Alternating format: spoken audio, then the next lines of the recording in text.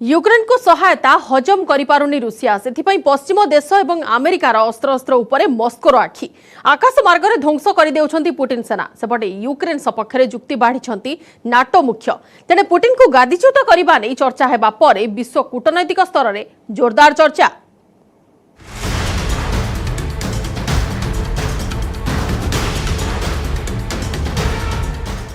America Europe अस्त्र उपरे रुषियार निशाना बड़ अस्त्र शस्त्र डिपो ध्वंस कले पुटिन सेना।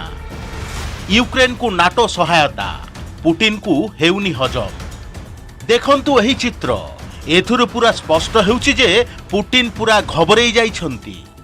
यूक्रेन को पूरा छारखार करि देबाकू चाहुछंती राष्ट्रपति पुटिन। तान ओडेसा यूक्रेन लक्ष्य यूक्रेन रो सहायता परिणाम रुषिया कला ध्वंस। यूक्रेन रो ओडेसा रे रुषियार मिसाइल सामना को एही विमान आसीबा मात्रे रुषीय सैनिक तुरंत बटन प्रेस करिदेले। मुहूर्त के ध्वंस हो गला विमान। एही विमान रे थिला विध्वंसक अस्त्र शस्त्र। प्रकृत रे पश्चिम देश और अमेरिका रु यूक्रेन को मिलुथिबा सामरिक सहायता रुषिया को भयभीत करि देइछि। से स्टिंगर मिसाइल सिस्टम हेउ अबा जेवलिन मिसाइल सिस्टम।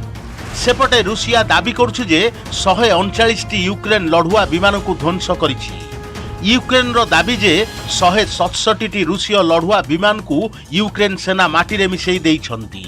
सेपरि रुषिया रो दाबी 2326 यूक्रेन रो टैंक को छारखार करि देइछि। सेपटे रुषिया रो 790 टैंक ध्वंस करितिबा दाबी करिछि यूक्रेन।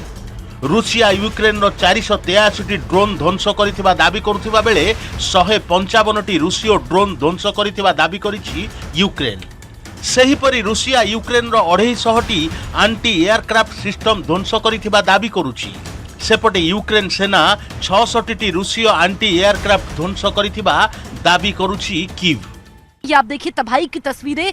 ये वो इलाका है जहां पर संपन्न परिवार रहा करते थे। अभी कोई भी यहां पर मौजूद नहीं है। ये एक्टिव वॉर जोन रहा था। यहीं पर यूक्रेन की सेना और रूस की सेना के बीच में लड़ाई चली थी। इन्हीं जंगलों में ये जो घर के पीछे की तरफ जंगल मौजूद हैं और अब यहाँ पर कोई भी नहीं है।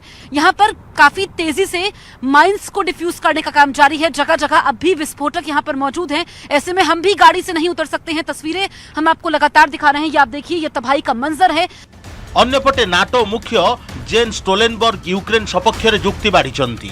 तांकर कहिबा कथा रुषिया एही युद्ध को कदापि जीति पारिबो नाही।